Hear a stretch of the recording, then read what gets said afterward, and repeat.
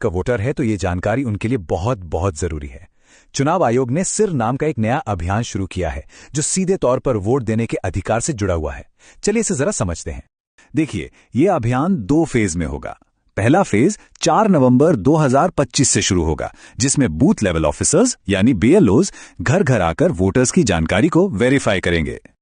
अब इस पूरी प्रक्रिया का जो आधार है वो बहुत सरल है।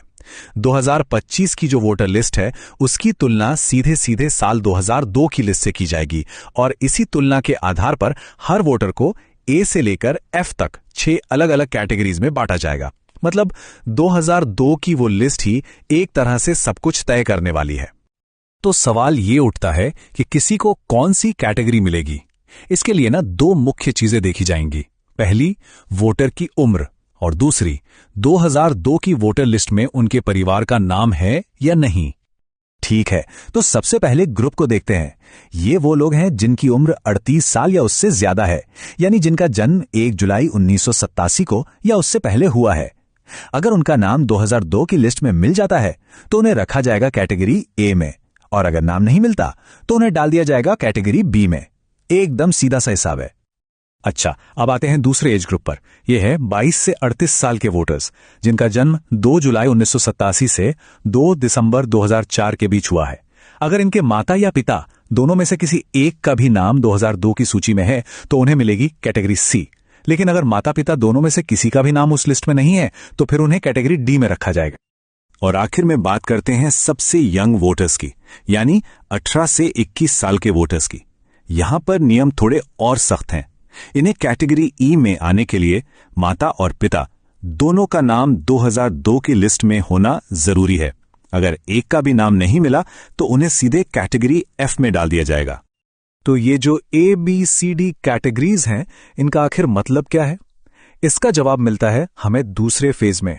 आपकी कैटेगरी ही ये तय करेगी कि आपको अपना वोट देने का अधिकार बनाए रखने के लिए कौन से और कितने डॉक्यूमेंट्स जमा करने पड़ेंगे, और कुछ मामलों में अपना वोट देने का अधिकार बचाने के लिए इतने डॉक्यूमेंट्स तक देने पड़ सकते हैं। चलिए इस टेबल को जरा ध्यान से समझते हैं। अगर कोई कैटेगरी ए में है तो बहुत बढ़िया, उन्हें कोई प्रूफ नहीं देना होगा।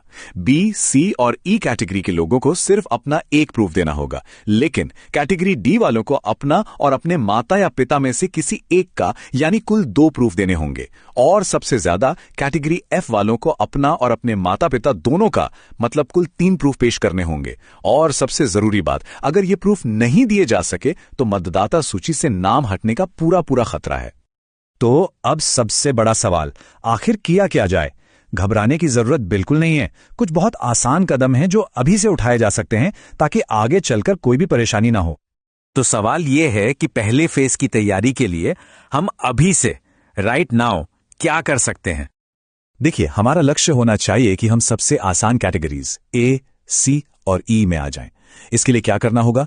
जिनकी उम्र 41 साल से ज्यादा है वो 2002 की लिस्ट से अपना नाम, भाग संख्या और क्रम संख्या ढूंढकर अपने बीएलओ को दे दें। जो 21 से 38 साल के हैं वो अपने माता या पिता में से किसी एक की 2002 की लिस्ट की जानकारी अपने बीएलओ को दे दें। और जो 18 से 21 साल की युवा वोटर हैं वो अपने माता और पिता दोनों की 2002 की जानकारी निकालकर अपने बीएलओ को दे दें। एक बात याद रखिए, अभी से ये थोड़ी सी मेहनत करने का फायदा बहुत बड़ा है। जब पहले फेज में बीएलओ वेरिफिकेशन के लिए आएंगे ना, तो उनके लिए आपको ए, सी या ई जैसी आसान कैटेगरी में डालना बहुत सिंपल हो जाएगा और आप भविष्य की बड़ी मुश्किलों से बच जाएंगे। आखिर में ये सारी मेहनत सिर्फ किसी दस्तावेज के लिए नहीं है। जैसा कि इस गाइड में कहा गया है, ये इसलिए है ताकि हमारा वोट देने का अधिकार बरकरार रहे और हम लोकतंत्र को बचा सकें। तो जागरूक रहिए, अपनी जानकारी तैयार रखिए और इस जरूरी संदेश को दूसरों तक भी जरूर पहुंचाइए।